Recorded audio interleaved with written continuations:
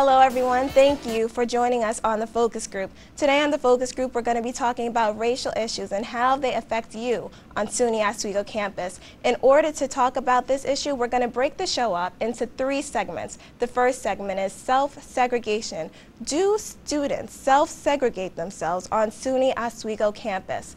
Well, here to help us answer that question today, we have Dan Herson, winner of the Pillar Prize, the Writing Award for Best Children's Writing. Then we have Nas Nadezi, the fraternity brother from Alpha Phi Alpha Fraternity Incorporated. And last we have Ariel Rodriguez, the former public relations coordinator for the Latino Student Union and now the vice president of the Gospel Choir.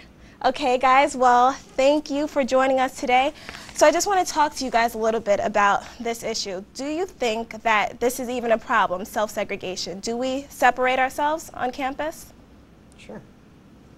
People do it everywhere. People do it on campus. People do it all the time in life. It's just hanging around with people you're comfortable with, and they might be somebody who has more in common with you. I mean, we're not just talking about coin collecting. Rainbow Alliance might have a lot of allies, but it's people who understand the culture. So do you think that that's what it is? It's not really a problem, it's just something that's normal that we do? I mean, I think we would be lying to ourselves if we said that we didn't kind of separate ourselves based on race. I mean, there's a lot of people on campus who hang out with people in the same ethnic groups, a lot of people from the same areas, but race is definitely a major factor in some of the reasons why we separate ourselves on campus, but I agree. Okay, and what about you, Ariel? Yes, I do agree, because it's like, I feel like it starts also where you come from. Like, let's say, okay, I'm from New York City and stuff, so depending where you live from, and like he said, it is people like who you feel comfortable with. But me, like, I'm an open person, so I was kind of happy, like, oh yeah, I'm gonna get to meet different types of people and stuff. But it also deals with, like, you know, you feel that sense of comfort, like, oh, you're from wherever you're from, like, the place and stuff, so people feel like this connection, and especially if they come from like New York City and you're coming to a school where it's less predominantly white and stuff, you feel like, okay, hold on, who do I need to start with? Okay, let's start with the people that I feel comfortable with, and then let me try to branch out and stuff.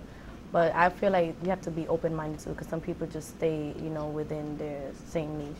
Do you find that you both, I know you, Ariel, as well as you, Nez, are from the city area. Do you guys find that it's more of a problem in the city than it is here, or?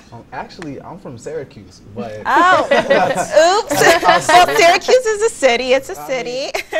From what I've seen, like, the city is a lot easier to actually stay isolated in one ethnic group or one cultural background based on the way neighborhoods are in the city.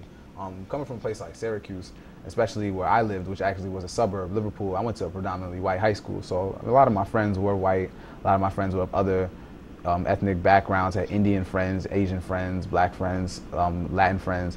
So it really wasn't an issue when I came up here, but at the same time, like, I'm not even gonna lie, even myself, I lean towards more of people of African-American descent or Latino descent. Like, we just kind of have a lot more in common, so it's easier for me to identify with people of that ethnic group. Okay, but as well, I mean, I know we all have a lot of differences, but there are so many cultural groups on campus.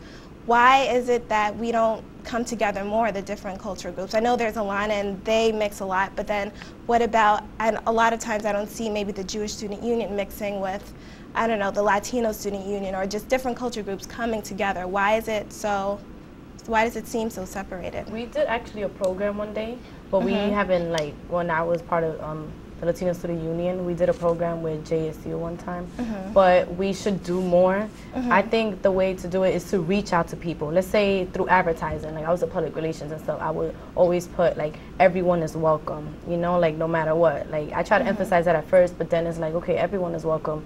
And we're in college, so we shouldn't feel like, oh wait, I can't go. But yes, some people do feel that way, like, oh wait, but I'm not, let's say I'm Latino, right? Oh wait, why should I join the Black Student Union? I'm not black and stuff, you know? Like people have this different type of mentality, but I feel comfortable because I know that I have, you know, African descent as well, you know what I'm saying? But it all depends on the person and where they come from. And how you said like about the city, I'm from Manhattan, so I feel Manhattan is already segregated. You have like down in the village, you know, all the gay people live down there. Then you have Washington Heights, all the Dominicans, or they call it Spanish Harlem, all the Puerto Ricans, and now Mexicans are coming there. So I feel like And then the reason why, let's say, the gay people had lived in the village is because they were segregated. They told them, you're outcast, you shouldn't be living up here and stuff. So they had to move down there. So, you know, it all starts also where you come from. And I did a little research on that. So that's how, you know I read a book and stuff and talked to people and stuff. So I feel like even within where you come from, like everyone is segregated, even to, let's say, maybe religions, like all the Jewish people live on that neighborhood and this and that. That's weird. So how do you break from that? Because I know personally, I remember asking one of my friends, it was one of the cultural dinners that was going on, I believe it was the African Student Association dinner, and I said to her, I was like, oh, well, you should come over, you should come to the dinner with me, and she goes, am I invited? I know it's segregated here on campus, and it's like, you know, of course she's invited, but she didn't feel welcome for whatever reason. And I know it works the other way around too. How do we get people to just stop their reservations and just get in there?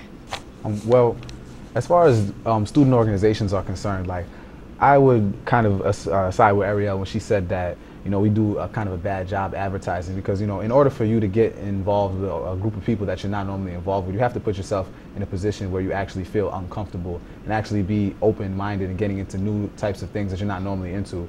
And a lot of the general meetings that occur and a lot of the themes and the kind of the advertising and promotion that we do as multicultural student organizations is kind of geared towards attracting multicultural students. It's not really geared toward attracting the large mass of students. Like for an example, an association like SAPB does programs that cater to all of the students on campus and not just the student of this background. Like you might go to CSA, which is the Caribbean Student Association, and you'll see a meeting about, okay, diseases in the Caribbean. But at the same time, a lot of students that aren't of Caribbean descent aren't really interested in something like that. So, I mean, just because your title is LSU, CSA, BSU, or even Alpha Phi Alpha doesn't necessarily mean that you have to be gearing programs towards the students that, you know, only want to go through certain things. Like, for example, you have things such as like student accounts and loans. It'd just be a better idea if we just attracted something that really concerns all the students. Okay, well, thank you. And I don't want to cut you guys off, but unfortunately we have to go to break. We're going to continue this discussion after break, and we're also going to talk about the racial issues in Oswego. Is it diverse enough, and does that affect the campus? We'll talk about all that and more right after the break.